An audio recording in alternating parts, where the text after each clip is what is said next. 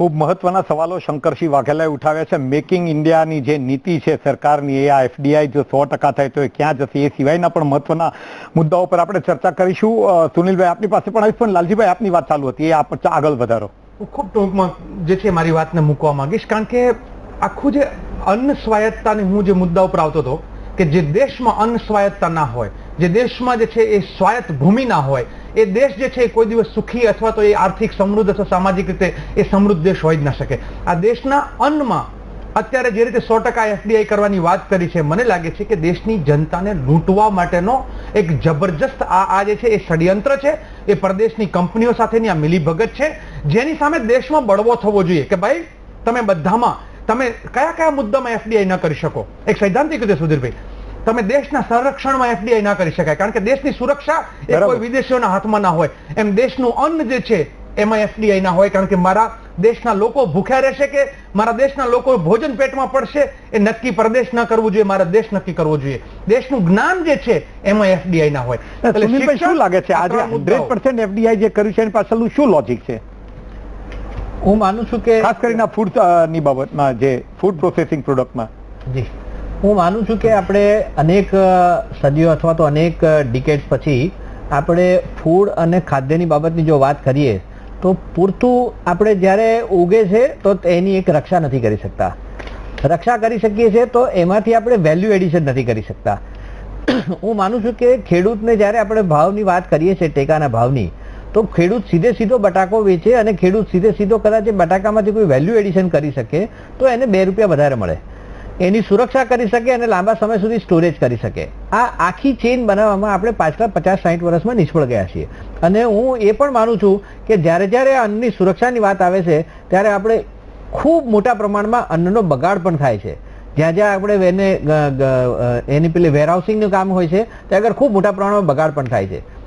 એક સરકાર પાસે અથવા તો ખેડૂતો સક્ષમ નથી અથવા તો ઉદ્યોગ સક્ષમ નથી કે આ આખી યોજનામાં ક્યાંક કડીરૂપ બને।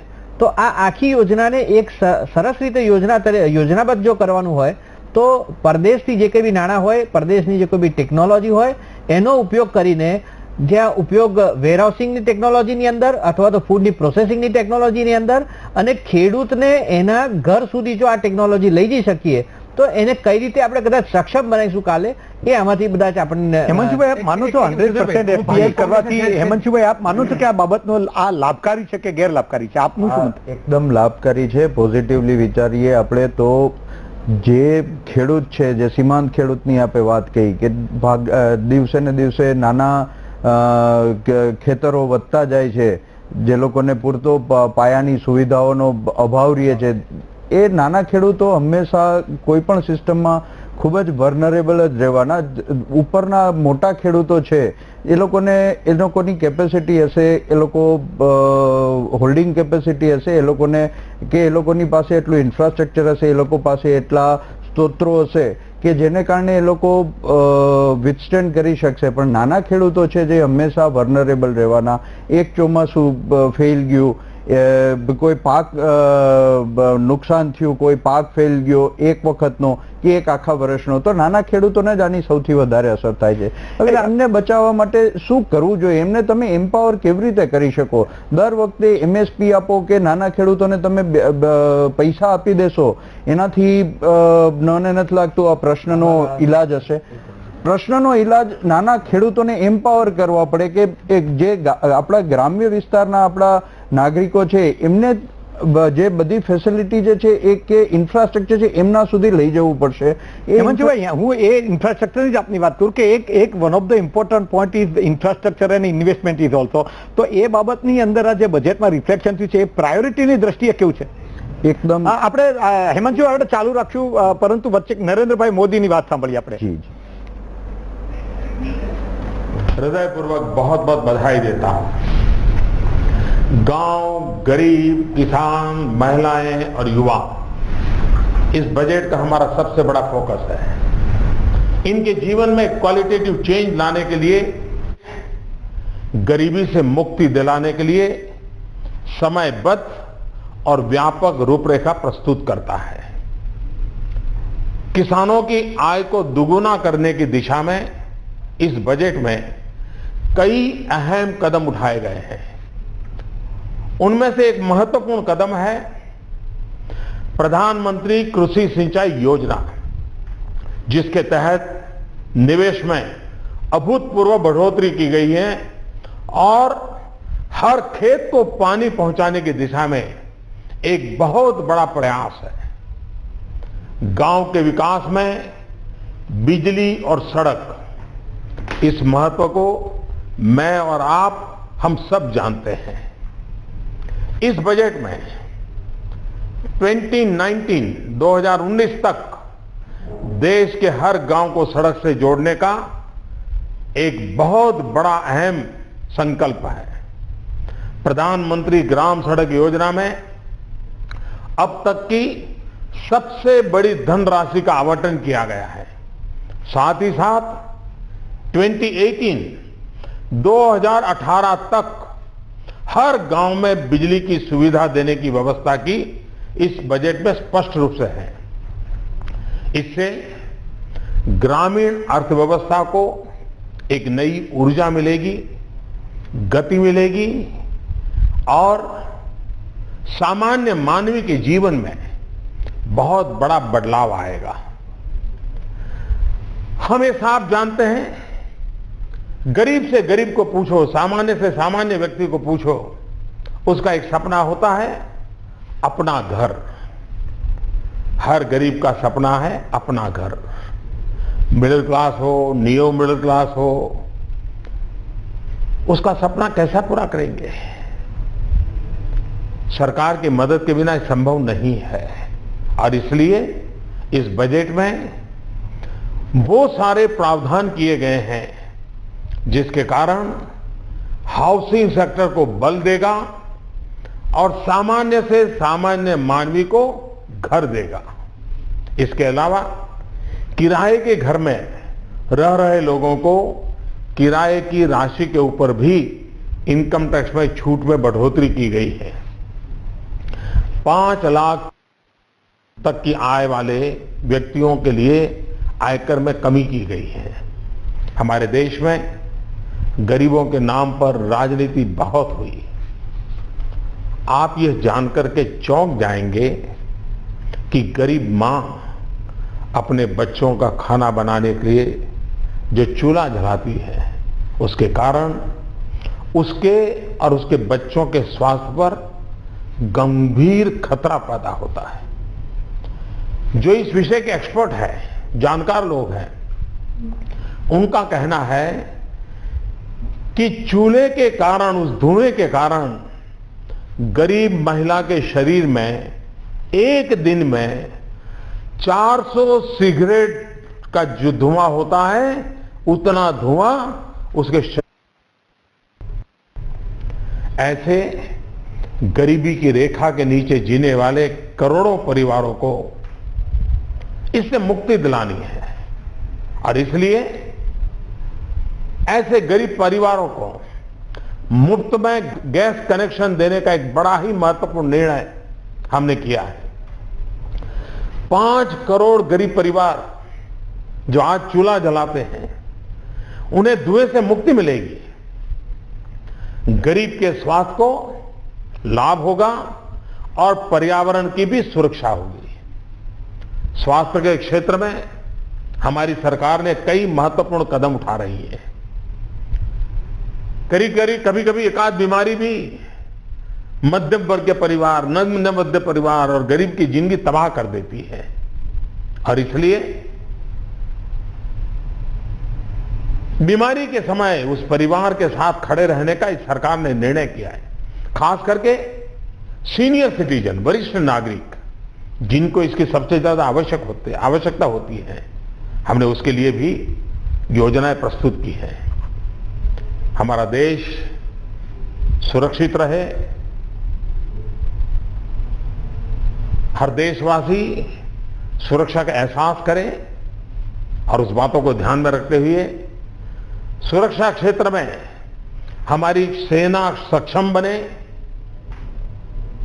सैनिक सबल बने और आधुनिक सुरक्षा संसाधनों से लैस हो। रिटायरमेंट के बाद 1 रैंक 1 पेंशन मिले, भारत के अंदर डिफेंस मैन्युफैक्चरिंग को और बल मिले और सेना को आधुनिक बनाने की दिशा में अनेक महत्वपूर्ण काम हो, वो इस बजट में स्पष्ट किया गया है।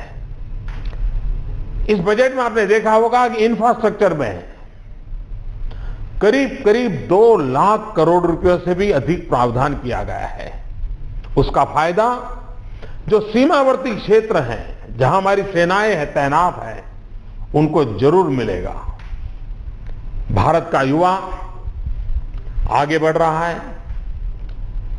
उसके रोजगार के अवसर बढ़ाने के लिए 2 नई पहल, फॉर्मलाइजिंग द इनफॉर्मल और एम्प्लॉइंग द अनएम्प्लॉयड, इसे हम शुरू करने जा रहे हैं।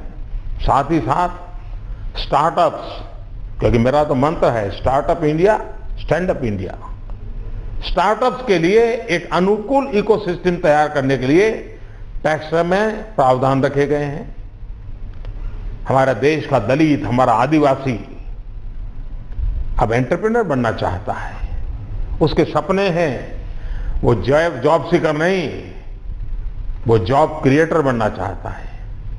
उस सपने को साकार करने के लिए सरकार ने एक विशेष एंटरप्रेन्योर हब स्थापित करने का निर्णय किया है।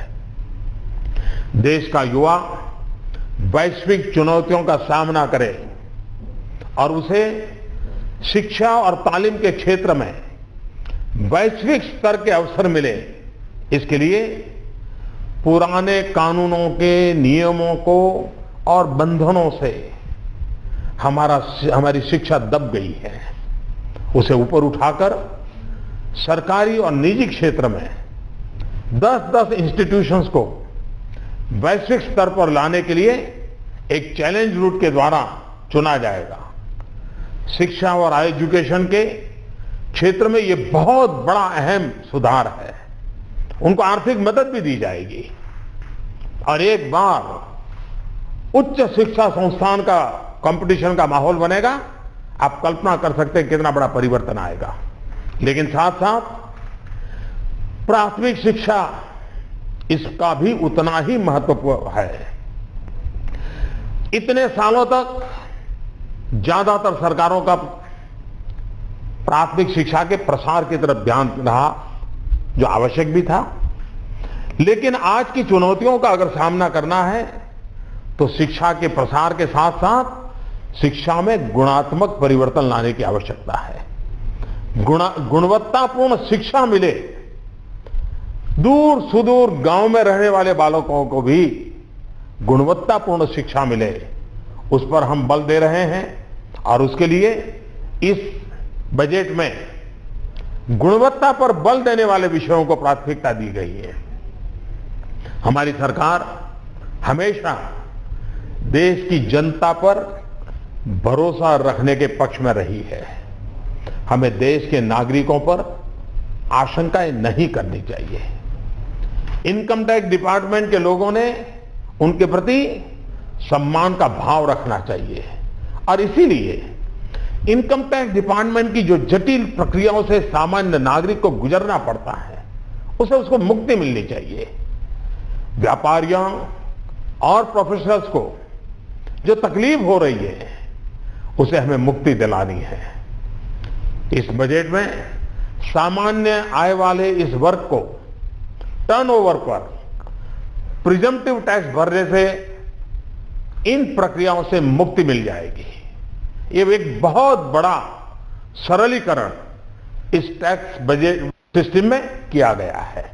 मैं फिर एक बार श्रीमान अरुण जेटली जी को बधाई देता हूं और देशवासियों को विश्वास दिलाता हूं कि यह बजट आपके सपनों के करीब है। आपने सपनों को साकार करने के लिए सरकार की प्रतिबद्धता को पूरी ताकत के साथ, योजना के साथ प्रस्तुत किया है। बहुत बहुत धन्यवाद। વડાપ્રધાન સમગ્રતે આ જોઈએ તો એમણે દેશની કાયાકલ્પ કરવા માટે અથવા તો બીજા શબ્દોમાં કહે તો કાયા પલટ કરવા માટે જે પોતે શું ચિંતન કરે છે અને એમની ટીમ એણે આ બજેટમાં શું કવાયત કરી છે એની ઘણી વાતો કરી। કોમન મેનના જીવન સ્તરને ટ્રાન્સફોર્મેશનની પણ વાત કરી અને એ સકારાત્મક બદલાવ છે એ સમજીને આપણે ફરી આ બાદ ચર્ચા કરીશું. દર્શક મિત્રો ક્યાંય જતા નહીં આપણે, પરંતુ વચ્ચે એક નાનકડો બ્રેક.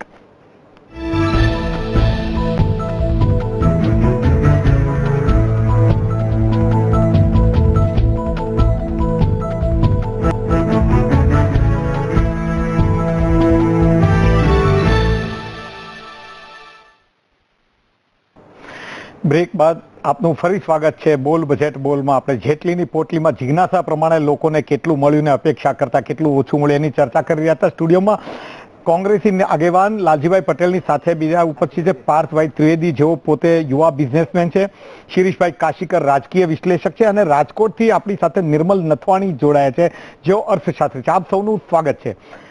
આપણે ચર્ચા કરી હતા બજેટમાં. હું લાલજીભાઈ ફરી શરૂઆત ફરી આપની પાસેથી જ કરું કે જ્યારે ઇન્વેસ્ટમેન્ટ મૂડી રોકાણની પણ વાત થઈ છે, ઇન્ફ્રાસ્ટ્રક્ચરની અંદર પણ એટલી વાત થઈ છે, એના ઉપર જોર આપવામાં છે.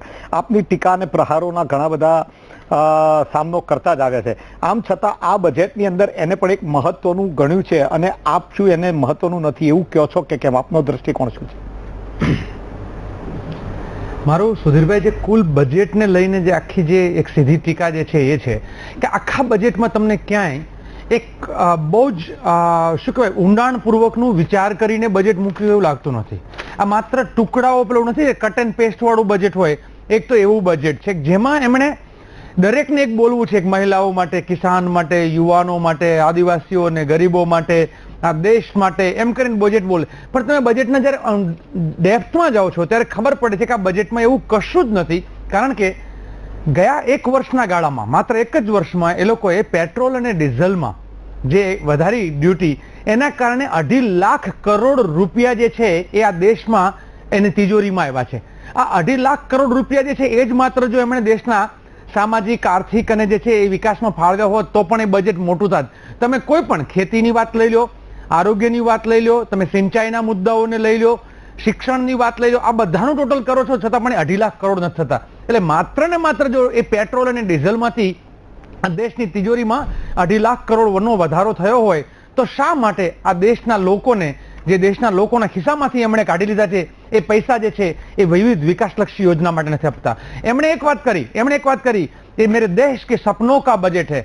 મારે એમ કહેવું છે, જ્યારે હિન્દીમાં જે નરેન્દ્રભાઈ કહેતા એમને હિન્દીમાં જ મારે જવાબ આપવાની છતાંય કે ये देश के सपनों का नहीं, आपके कुछ अपनों का बजट है. નહીં કે દેશના સપનાનું જો બજેટ હોત તો એ બજેટ બહુ જુદું હોત. એ બજેટ કેવું જોઈએ? એમણે કહ્યું કે 9,000 ખાલી એક આંકડો આપીને મારી વાત પૂરી કરીશું.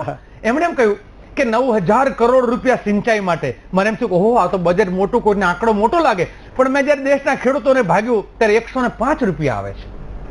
દેશના ખેડૂતોને, એક પરિવારને 105 રૂપિયા આપવાથી દેશની ખેતી સમૃદ્ધ ના થઈ શકે, દેશના ખેતરોમાં સિંચાઈ ન થઈ શકે. નરેન્દ્રભાઈ તો એના અનુભવી છે.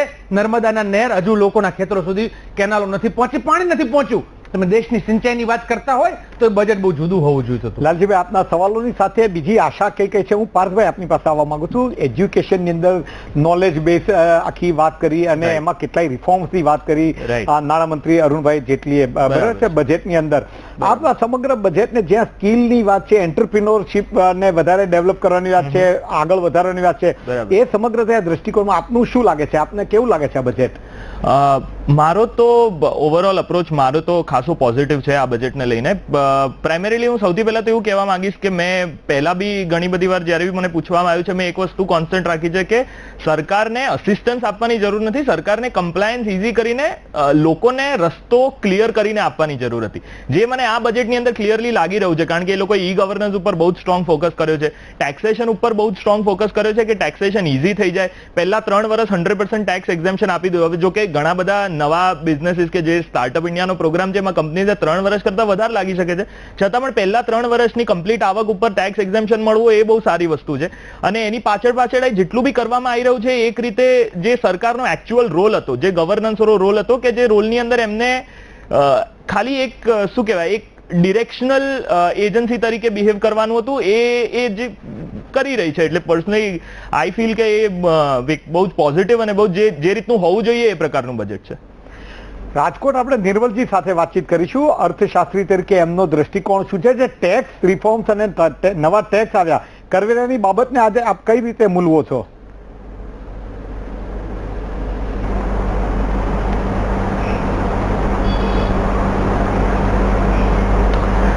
સૌપ્રથમ તો લાલજીભાઈનો જે આક્રોશ છે એ આક્રોશ સાચો છે.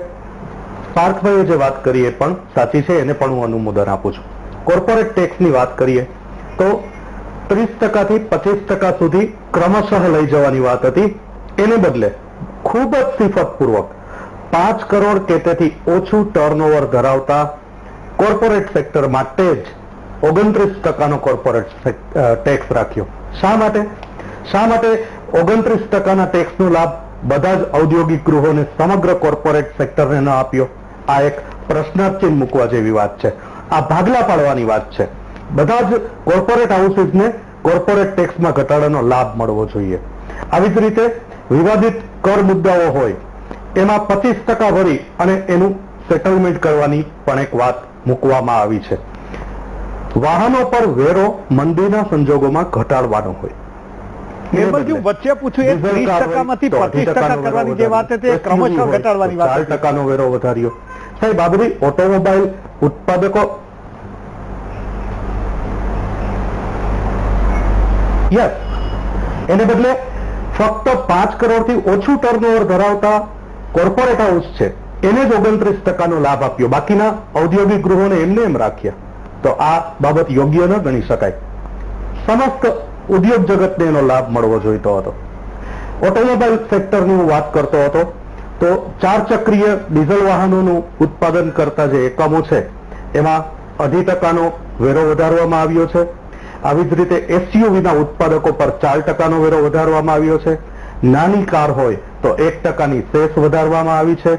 તો ઓટોમોબાઈલ સેક્ટર, ખાસ કરીને 4 ચક્રીય વાહનોના ઉત્પાદન ક્ષેત્રે જે એકમો રોકાયેલા છે એને આ જબ્બર ફટકો છે.